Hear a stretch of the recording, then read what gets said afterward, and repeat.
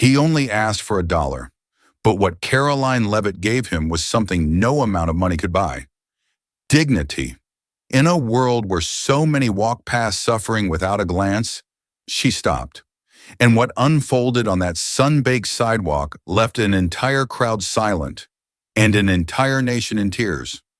Because sometimes the smallest question reveals the deepest need, and one quiet answer can change everything.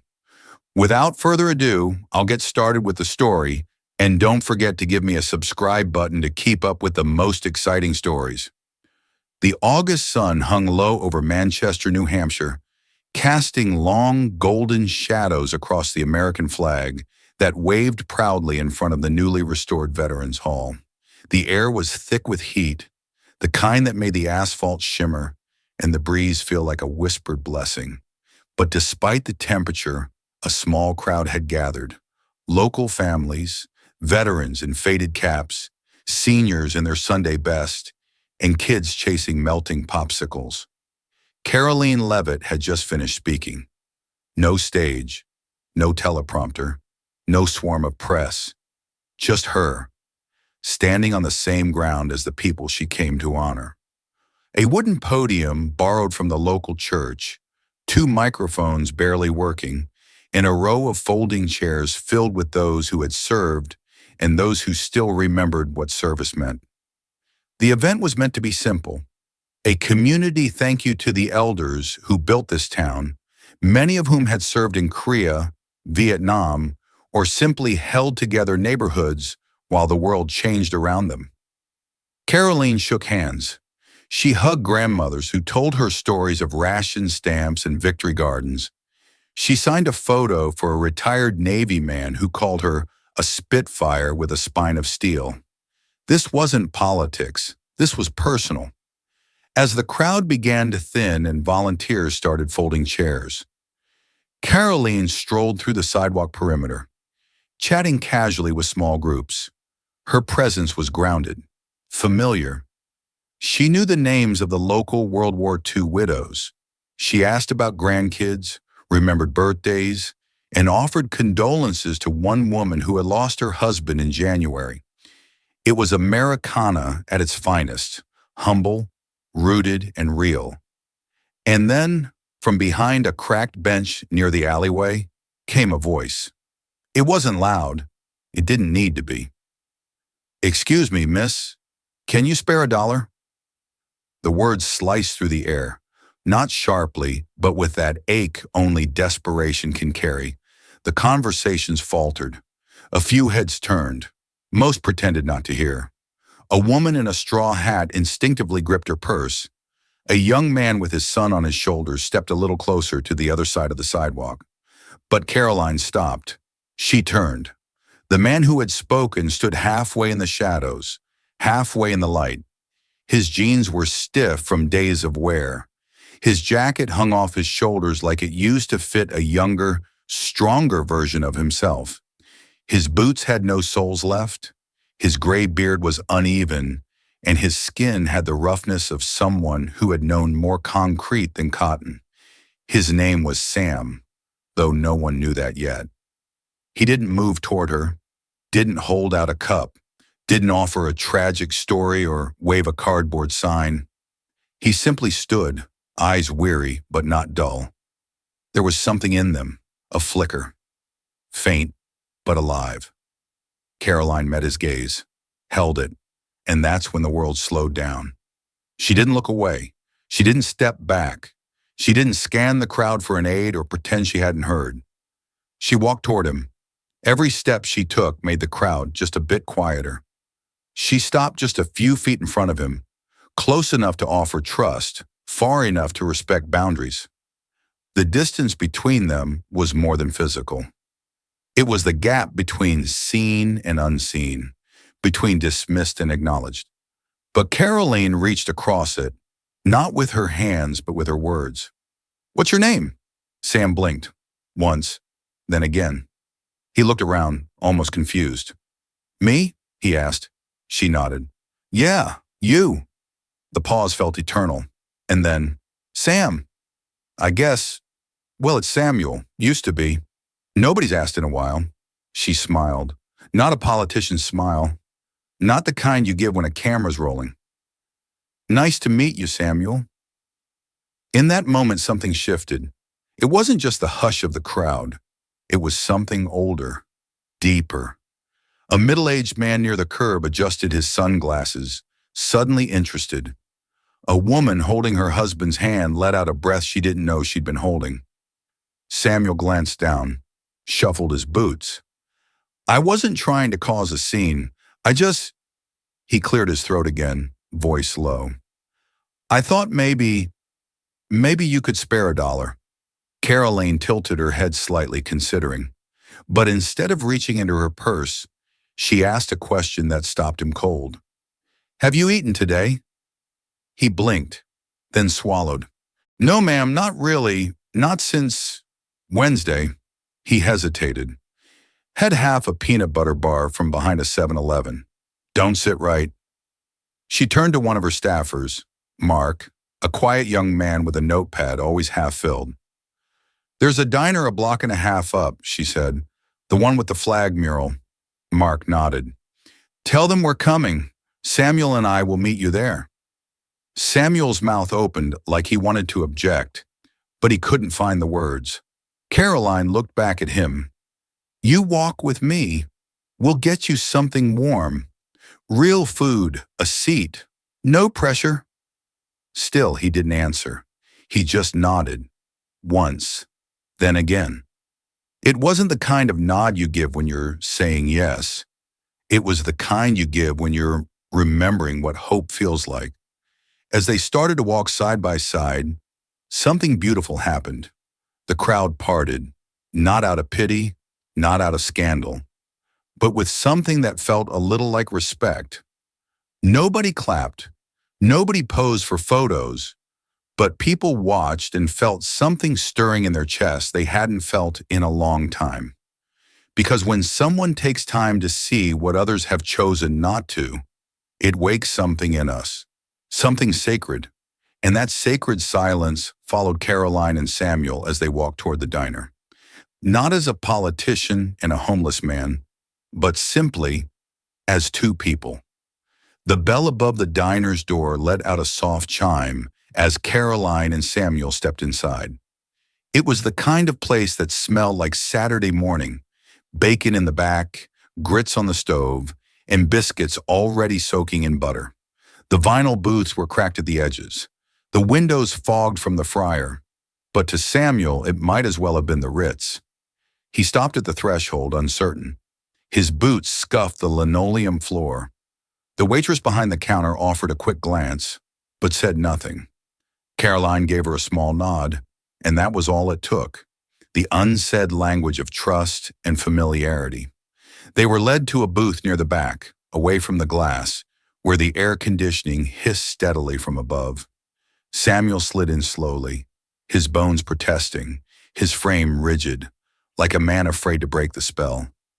Karoline took the seat across from him, opened the menu for appearance's sake, then closed it. Meatloaf, she said to the waitress who wandered over. Mashed potatoes, green beans, sweet tea, all for him. And make it a double portion if you can. The waitress scribbled it down and nodded, barely hiding her curiosity. But Karoline's tone was firm. This wasn't a photo op. It was lunch, and a man was hungry. For a long moment, Samuel said nothing. His fingers tapped the edge of the table nervously. His eyes moved across the walls, the stained ceiling tiles, the faded pictures of hometown heroes. He looked like a man trying to believe he was still allowed in places like this. Karoline didn't force conversation. She didn't pull out her phone. She didn't glance at the clock. She simply sat. And that in itself was a miracle. When the food arrived, Samuel looked at it like it was art. He didn't reach for his fork right away. He took it in, the steam, the smell, the realness of it. Something inside him cracked. I was a trucker, he said suddenly. His voice surprised even him. Karoline didn't react, didn't prompt. Hauled equipment all over, North Carolina to Amarillo. back before fuel prices turned honest work into a rich man's game. He picked up his fork, pushed at the potatoes, then kept talking. Had a wife, Renee. She was the one who believed in maps, thought there was something romantic about driving from coast to coast, said it reminded her of freedom. We had kids. 2, grown now, or almost. I don't know. He took a bite, chewed slowly, swallowed like it hurt. I got sick, cancer, stage 2. Beat it, but barely. Hospital bills stacked up. Missed a few payments, got behind on the rig lease. She tried to hold it together. God bless her, but I could see it breaking her. He looked down. She left, said it wasn't about me, but I knew better. I was drowning, and I was pulling her under too. Karoline said nothing. She kept her eyes on him. Not out of pity, but presence. My kids tried to help, but they had babies of their own. Rent, car notes. They didn't need me calling every time I got pneumonia. He laughed, but it wasn't funny. It was jagged. I ended up sleeping in the cab, parked behind a Home Depot for 3 months. Security guard used to leave me a muffin every Monday. Another bite, another pause. One day I woke up and the truck was gone. Towed, repossessed. I didn't even hear them come. Guess I was too tired. Karoline leaned forward gently, folding her hands. What did you do next? He exhaled long and slow. Wandered. Shelters mostly. Sometimes under bridges. Bus stops. Occasionally a friend's porch until the neighbors complained. He stopped talking, then softly, funny thing is, I still say grace, even if I don't always eat. Karoline nodded. Then say it now. I'll bow my head too. And they did. Heads bowed, hands resting, eyes closed. It wasn't loud. It wasn't staged. But for Samuel, it was sacred. When he opened his eyes again, they were rimmed with tears he didn't bother to hide. People don't usually do that, he said. They should, she answered. Because sometimes grace is more than prayer. Sometimes it's being allowed to speak. The walk back to the community square was slow. Samuel didn't say much, just occasional nods or mutters of disbelief. The food settled in his stomach, but it hadn't quite reached his spirit yet. Something about kindness made him more uncomfortable than cruelty. Cruelty, at least, was expected, but Karoline wasn't finished. She made a phone call, quick and quiet, her voice calm, direct. Her expression didn't change, but her pace quickened slightly. By the time they reached the edge of the Veterans Hall, a volunteer stood waiting with a small duffel bag. It wasn't brand new, but it was clean. Inside, a button-down shirt, a hoodie, socks, pants, a pair of gently worn sneakers, and a basic hygiene kit. Tucked in the side pocket was a prepaid phone. The contact list had one number, KL. Karoline handed it to him herself. He stared at it like it was a bomb. What's this? It's a start, she said. He clutched the strap with both hands. Why? She gave a soft smile. Because you didn't ask for much, and because someone once gave me a chance when I didn't deserve it. He stared at the bag, then at her. I don't know what to say. You don't have to say anything, she replied. Just keep walking forward. Then something happened no one expected. Karoline reached out, not for a handshake, but a hug. Samuel froze. His arms stiffened. Then slowly he let them rise. Awkward, unsure. They embraced. Not long, not showy, just long enough to feel real. One of the aides nearby lowered his phone, deciding not to record. Some moments don't belong online. When they stepped apart, Samuel wiped his cheek with the back of his sleeve. First hug I've had in, well, a while. Karoline nodded. You're not invisible anymore. He looked down at his boots. I never wanted to be a headline. I just, didn't want to feel forgotten. You're not, she said, and he believed her. For the first time in years, he believed someone. It was well past sundown when the last of the folding chairs had been stacked and the event banners rolled away. The air had cooled just enough to offer some relief. A crescent moon hung in the sky, and the distant chirp of crickets filled the spaces where speeches and handshakes had echoed just hours before. Most people had gone home, but one person, an older man with a weathered Nikon camera, had stayed behind. He had come to cover the event for the local paper, but by the end of the day, he was just another soul trying to make sense of what he'd seen. Quietly, without ceremony, he had lifted his lens and captured something he knew was rare. It wasn't posed, it wasn't planned. It was Karoline Leavitt sitting on the curb outside Veterans Hall with a man who only hours earlier had been invisible to everyone else. Samuel sat beside her, head slightly bowed, hands still clutching the duffel bag she'd given him. Karoline wasn't speaking. She wasn't even looking at the camera. Her hand rested gently on his shoulder. Her body leaned just enough to say, "I'm still here." The photo hit the internet late that night, uploaded with no caption, no slogan, just the moment as it was. By morning, it had been shared thousands of times. On Facebook, it landed in groups for veterans, for single mothers, for pastors, for people who had once felt forgotten. On Instagram, it was reposted with the hashtag #StillSeen. Even skeptics couldn't deny the emotion it stirred. It wasn't viral because it was political. It was viral because it was real. And in an age where everything seems to be manufactured for the camera, the rawness of that image shattered something. Karoline herself hadn't seen the photo until breakfast the next morning. She was in a modest church rec room speaking to a group of senior citizens who had gathered for a routine wellness check and some pancakes. Her remarks were meant to be short: a thank you for their resilience, a few updates about healthcare reforms, a gentle reminder that they mattered. But when she looked out across that room at the rows of silver hair and quiet eyes that had seen too much change in too little time, something shifted in her. She folded her notes and she said something else entirely.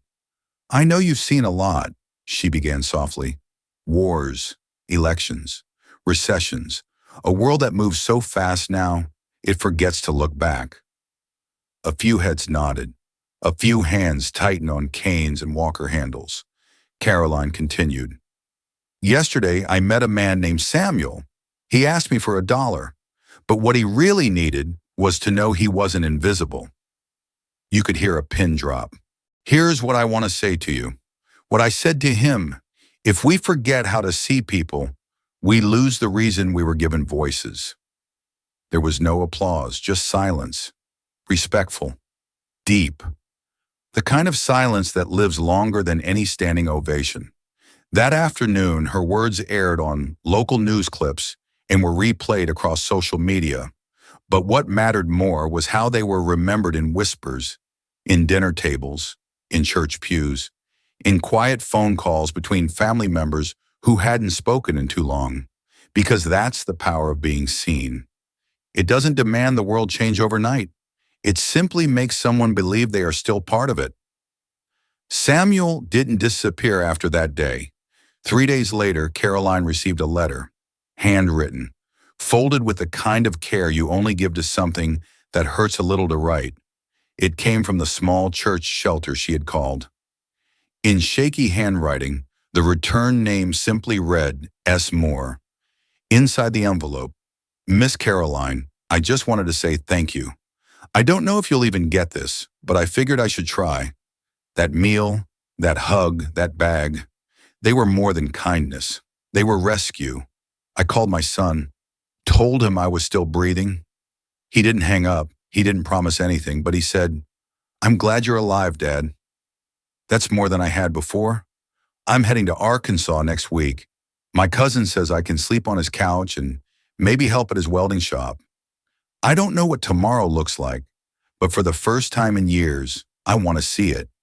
You made me feel like a person again, and I hope you never stop doing that for people like me. Gratefully, Samuel." Karoline read it twice. She didn't cry, not at first. She simply held the letter close to her chest, then tucked it into the pocket of her planner, the place where she kept things that reminded her who she was. Later that night, she spoke at a fundraiser for Veterans Outreach. They had expected a list of bullet points, maybe a slideshow. Instead, she read Samuel's letter, word for word. And when she finished, she said this: "I don't share this for applause. I share it because we are all one misstep away from being unseen.